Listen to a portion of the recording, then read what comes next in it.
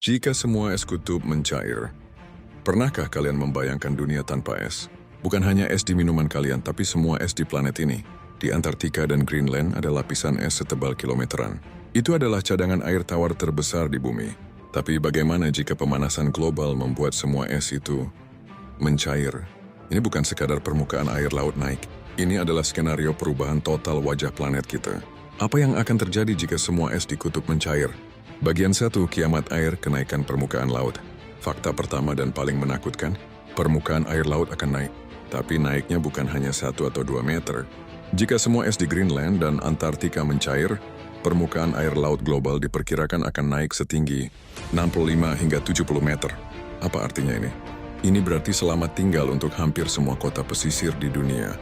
London tenggelam, New York tenggelam, Shanghai tenggelam, seluruh negara bagian Florida di Amerika hilang, Belanda lenyap dari peta. Bagian 2, dampaknya untuk Indonesia. Bagaimana dengan Indonesia, negara kepulauan? Dampaknya akan sangat katastrofik. Jakarta yang saat ini saja sudah berjuang melawan banjir rob dan penurunan tanah, akan tenggelam sepenuhnya. Bukan hanya Jakarta, tapi seluruh pesisir utara Jawa, termasuk kota-kota besar seperti Surabaya dan Semarang, akan berada di bawah air. Puluhan juta orang Indonesia harus mengungsi.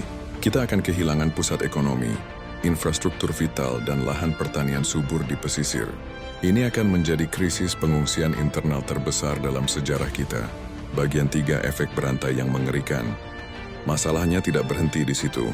Lelehan es tawar dalam jumlah besar akan mengacaukan arus laut global.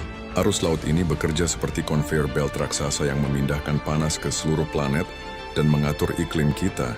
Jika arus ini berhenti, apa yang terjadi? Eropa Utara justru bisa mengalami zaman es mini karena tidak ada lagi aliran air hangat dari Khatulistiwa. Sementara di tempat lain cuaca akan menjadi super ekstrim. Badai dahsyat, kekeringan parah, dan gelombang panas mematikan. Dan tentu saja ekosistem akan runtuh. Ruang kutub, penguin, dan anjing laut akan punah. Lautan akan menjadi lebih asam, membunuh terumbu karang. Rumah bagi ikan-ikan. Kabar baiknya, para ilmuwan mengatakan proses pencairan semua es ini membutuhkan waktu ribuan tahun. Kabar buruknya, kita mempercepat proses itu. Apa yang kita lihat sekarang seperti banjir rob yang semakin parah dan cuaca ekstrim adalah gejala awal dari skenario mengerikan ini. Dunia sedang memberi kita peringatan. Apa satu hal yang bisa kalian lakukan hari ini untuk mengurangi jejak karbon? Tulis di kolom komentar. Jangan lupa follow Dunia Fakta.